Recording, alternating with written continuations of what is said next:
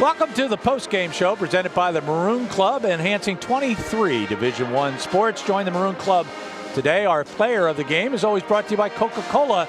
Experience the Coke side of life. Scott Barr is with Diane Nolan. Coach, from the very beginning, it seemed like offensive rhythm was an issue for this team today. Yes, we were a little sluggish, and I thought we came out of it as the game wore on, but it really wasn't our usual flow.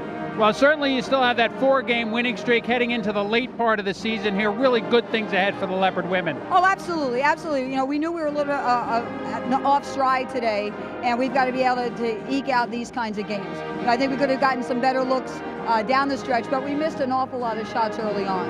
And it's a game that's going to hold well for you in the postseason because you're going to have lots of these when tournament time comes. Absolutely, absolutely. We'll learn from this one. Thanks a lot, Coach. We turn to our player of the game, Danielle Fiacco. And Danielle, as the senior leader on this team, you're the one they're going to look to in those tough games that we just talked to Coach about when the late season comes. Yeah, definitely. Like a game like today is like a definitely good learning experience. Like we need to, do our stuff early on. We started off at the half 0-0, so we just needed to move the ball a little bit better and get a few more stops. And next time, it'll be a W.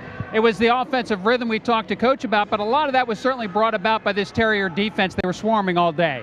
Yeah, they were doubling on the inside, and we didn't pass the ball quick enough to find the open player. A few times we did get some good looks, and we got some good shots off of it, but it just wasn't our day with the baskets falling. What kind of adjustments do you think the team makes between now and your little southern swing that's coming up here? Definitely pick up the energy. Loyola is a good team, so we have to go into the game like as if this didn't happen. We got to put this game behind us and just really work hard in practice and get ready for, next game. Thanks a lot, Danielle. A double-double from Danielle Fiacco today. And John, as you mentioned, this is not a team that's going to sneak up on anybody come the late part of the season. Back over to you. All right, Scott, Danielle with 12 points and 10 rebounds. As Scott mentioned, a double-double. All right, John, it's time to take a look at the highlights, and we'll look at the final numbers. Yeah, Gary, you got to be impressed with the way Boston University played. Rashida Agbula, the preseason Patriot League first-team all-league player, boy, she really showed her variety of skill sets. That was a big three-point play after Linnell Macklin had just hit one. Boy, they started really executing their offense down the stretch, off a little weave, a little bounce pass on the inside. Agbula again with the finish. And taking it hard to the basket. Again, Gary, there's a reason why this young lady is a first-team all-league player.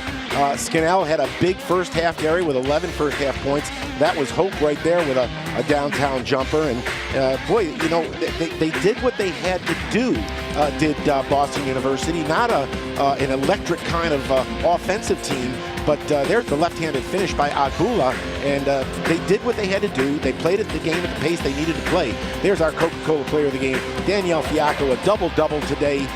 Just not enough of her, Gary. And boy, look at the little left-handed step through and the half hook. Danielle with a big game, great little transition play here. That was Jamie O'Hare to Linnell Macklin and the nice finish. Linnell again with a little pull-up jump shot. At this point, Lafayette was creeping back into it. They had cut a 9-point lead down to 2. Great ball movement here. Linnell Macklin again with a jump shot, and it looked like Lafayette was going to prevail at home. This is Maddie Peabody stepping into a 3, and boy, that was the 3 she hit, Gary. We thought that would change the momentum, and that 3-point reverse layup that you saw Agbula hit was the one that answered that. So Boston U answering every hit that was thrown at them by the Leopards. Leopards had 8 seconds to bring the ball down the floor. They could not get the ball to fall. They got off 2 shots, neither one of which would drop. So the final numbers. For Boston University, the Terriers 61 points on 21 field goals. They had 4 triples in the ball game. They were 15 for 23 from the foul line. They raised their record now to 9-16. They are now 4-8 in the Patriot League. For Lafayette, they're 59 points on 20 field goals.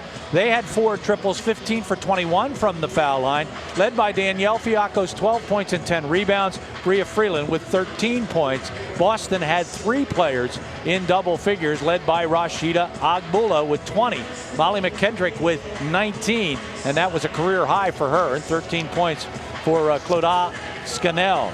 So Lafayette, their record now 12-11. They are 6-6 in the Patriot League and will travel to Maryland to take on Loyola on Wednesday night, a team they did beat in the first half of the season. We'll have the men against Loyola here for you at 7 o'clock live from the Kirby Sports Center. There you have it. Final score 61-59.